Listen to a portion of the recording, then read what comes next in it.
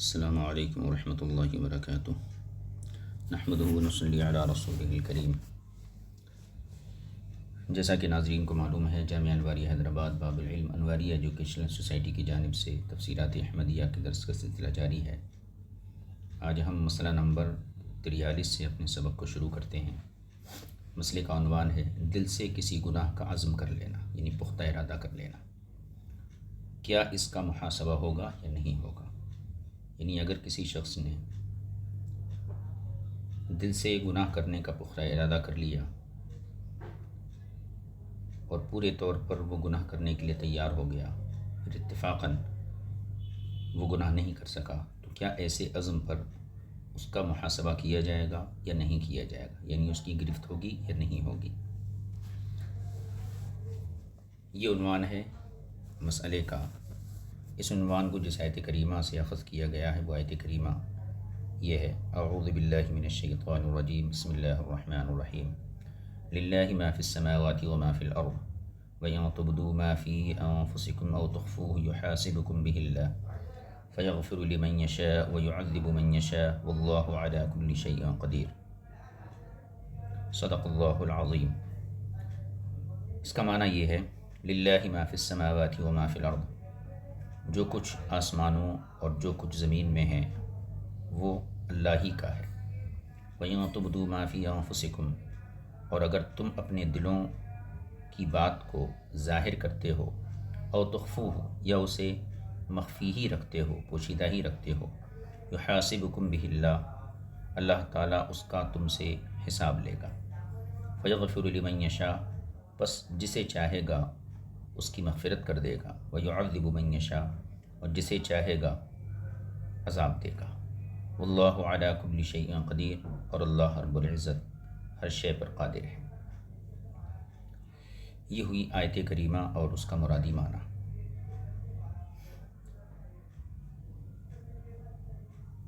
مسئلے کا تعلق جو ہے خاص طور پر او تخفوہ اس حصے سے ہے، اور دوسرا فیغفر لمن یشاء ویعذب من یشاء۔ اب اس کی تفسیر پر توجہ دیجیے۔ اکثر مفسرین اکرام نے کہا ہے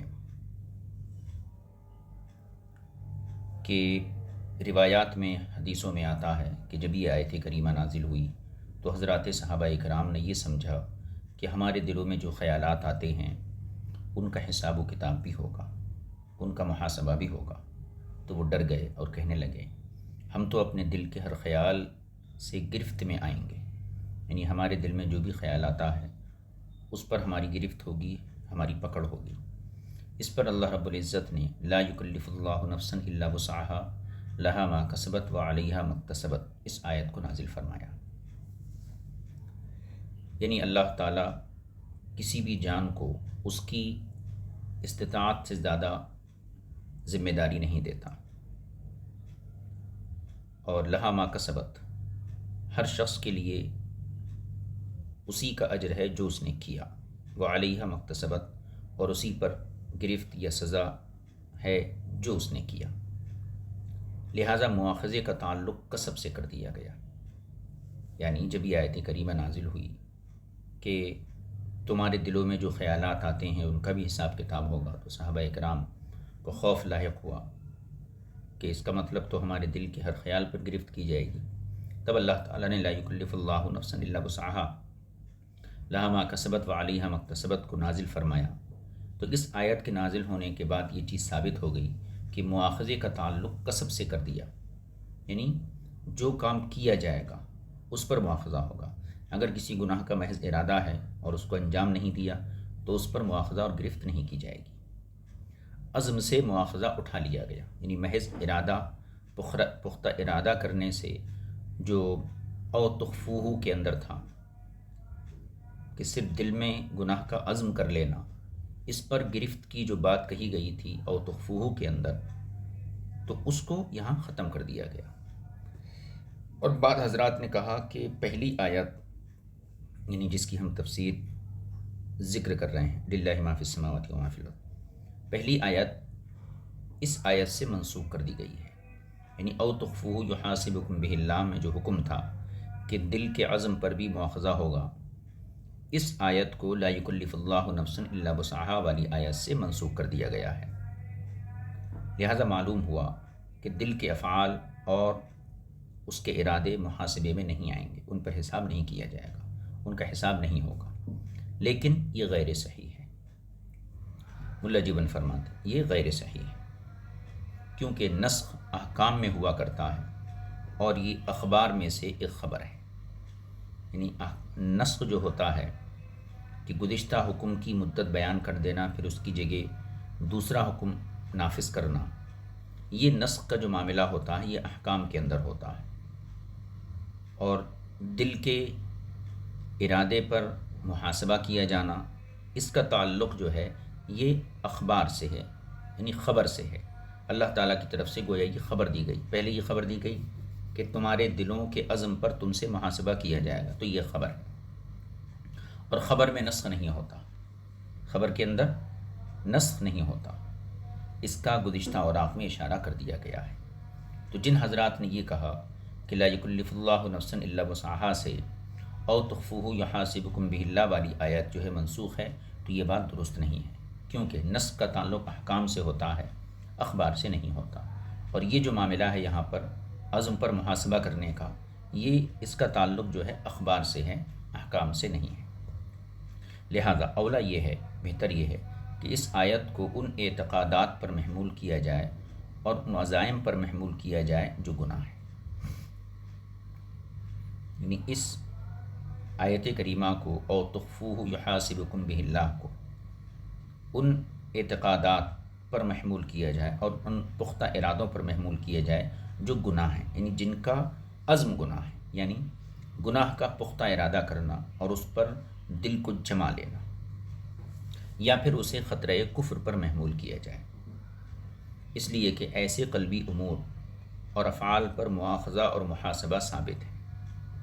مثلا شک پیدا ہونا توحید کے حوالے سے یا رسالت کے حوالے سے، اب یہ شک ایک ایسا عمل، ایک ایسا خیال ہے کہ جو ایمان کے منافی ہے، اس سے مراد گناہوں کے خیالات اور وسواس، یعنی وسوسے نہ لیے جائیں، کیونکہ یہ معاف ہیں، یعنی گناہوں کے وسوسے نہ لیے جائیں، بلکہ وہ عزائم، وہ اعتقادات مراد لیے جائیں جو خطرہ کفر ہے۔ آگے دیکھیے، خلاصہ یہ ہے کہ عزم کفر ہے، یعنی کفر پر مکمل پختہ ارادہ کر لینا یہ کفر ہے، اور گناہوں کا دل میں آ جانا جو عزم سے خالی ہوں یہ معاف ہے۔ یوں ہی گناہ کا عزم بھی معاف ہے جب اس پر ندامت آ جائے، شرمندگی آ جائے اور اس کی معافی مانگ لی جائے، لیکن جب کسی نے گناہ و معصیت کا ارادہ کیا اور وہ اس پر ثابت و قائم رہا، مگر کسی ایسی رکاوٹ کی بنا پر نہ کر سکا جو اختیار میں نہ تھی، تو اس پر اتفاق ہے کہ اسے اس ارادہ گناہ پر اس کے گناہ کرنے کی عقوبت نہیں دی جائے گی، سزا نہیں دی جائے گی۔ مثلا کسی نے زنا کا عزم کیا تو اسے زنا کرنے کی عقوبت یعنی سزا نہیں ہوگی۔ رہا یہ معاملہ کہ کیا اس کو عزم عقوبت ہوگی یا نہیں ہوگی، یعنی ارادے کی سزا ہوگی یا نہیں ہوگی، اس میں اختلاف ہے۔ ایک قول یہ ہے کہ عقوبت نہیں ہوگی، یعنی گناہ کے عزم کرنے کی سزا نہیں ہوگی، جس کی دلیل حضور اکرم صلی اللہ علیہ وسلم کا یہ ارشاد ہے، ان اللہ عفا عن امتی، ان اللہ عفا عن امتی ما حدثت به انفسهم ما لم تعمل او تتکلم به، بے شک اللہ تعالیٰ نے میری امت کو اس کے دلوں کی باتوں سے اس وقت تک معاف کر دیا ہے جب تک وہ ان خیالات پر عمل نہیں کرتا یا ان کو زبان پر نہیں لاتا۔ تو گناہ کا عزم، صرف عزم پر سزا نہیں ہوگی، اس کی دلیل یہ حدیث پاک ہے۔ جمہور کا مذہب یہ ہے کہ حدیث مذکور خطرات دل کے بارے میں ہے، یعنی اوپر جو حدیث گزری کہ میری امت سے اللہ نے ان باتوں کو، دلوں کی ان باتوں کو معاف کر دیا ہے کہ جب تک وہ خیالات پر عمل نہ کریں یا ان کو زبان پر نہ لائیں۔ تو اس حدیث کا تعلق جو ہے خطرات دل سے ہے، دل میں آنے والی خطرات ہیں، دل کے عزائم کے بارے میں یہ نہیں ہے، اور عزم میں مواخذہ ثابت ہے، اس میں گرفت کی جائے گی۔ اسی طرف الشیخ ابو منصور اور شمس الائمہ حلوانی رحمۃ اللہ تعالی علیہما کا اعلان ہے۔ اس پر دلیل اللہ تعالیٰ کا یہ قول ہے، ان الذین یحبون ان تشیع الفاحشۃ فی الذین آمنوا الی آخر الآیہ، بے شک وہ لوگ جو فاحشہ کی اشاعت سے محبت کرتے ہیں، فاحشہ معنی بے حیائی، یعنی بے حیائی پھیلنے کو دل سے چاہتے ہیں، تو دل کی چاہت دل کا عزم ہوا، ایسے لوگوں کے لیے دردناک عذاب کی وعید سنائی گئی ہے۔ اور ام المؤمنین حضرت عائشہ صدیقہ رضی اللہ تعالی عنہا سے مروی یہ حدیث بھی اسی کی دلیل ہے۔ ما هم العبد بالمعصیۃ من غیر عمل یعاقب علی ذلک بما یلحقہ من الہم والحزن فی الدنیا، معصیت کا جو بندہ بھی پختہ ارادہ کرتا ہے، یعنی گناہ کا، لیکن عمل نہیں ہوتا، اسے اس کے اس ارادے پر سزا دی جائے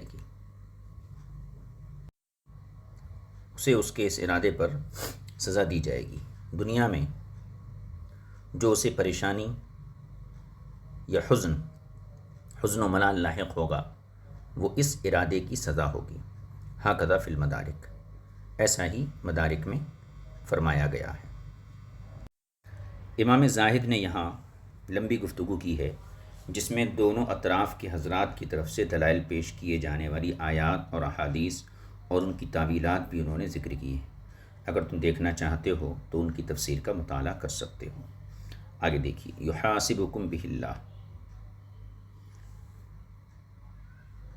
یہ جملہ اس کی دلیل ہے کہ حساب اور حشر حقیقت میں ہے، یعنی قیامت کے بعد جو اعمال کا محاسبہ ہوگا اور ساری انسانیت کا حشر ہوگا، اللہ کی بارگاہ میں سب جمع ہوں گے، تو یہ حساب اور حشر حقیقتاً ہے، کسی مجاز کی گنجائش نہیں رکھتا، اور جو واقعات و حالات ان میں ہوں گے وہ بھی حقائق ہیں، مثلاً پل صراط وغیرہ ہے، میزان عمل ہے، اور لوگوں کا فریاد رسی کے لیے مختلف انبیاء کے پاس جانا، پھر حضور اکرم صلی اللہ علیہ وسلم کے دربار میں حاضر ہونا، پھر حضور کا ساری انسانیت کی خاطر اللہ کی بارگاہ میں سجدہ ریز ہونا، پھر حضور کو شفاعت کا اذن ملنا وغیرہ وغیرہ، یہ سارے جو واقعات اور حالات ہیں یہ سب حقائق ہیں۔ لہٰذا ان میں ان تمام فرقوں کا، اس آیت میں یحاسبکم باللہ میں تمام فرقوں کا رد ہے جو حشر و نشر، حساب و کتاب اور دیگر امور آخرت کا انکار کرتے ہیں، جیسا کہ بیضابی میں مذکور ہے۔ یہ مسئلہ نمبر 43 تھا، یہ یہاں مکمل ہوا۔ اس کے بعد جو مسئلہ ہے 44 نمبر، اس کو انشاءاللہ آئندہ درس میں شریک کریں گے۔ آج یہیں اپنے سبق کو موقوف کرتے ہیں۔ صلی اللہ علی نبی الکریم و آلہ و صحبہ اجمعین، والحمد للہ رب العالمین۔ السلام علیکم ورحمۃ اللہ وبرکاتہ۔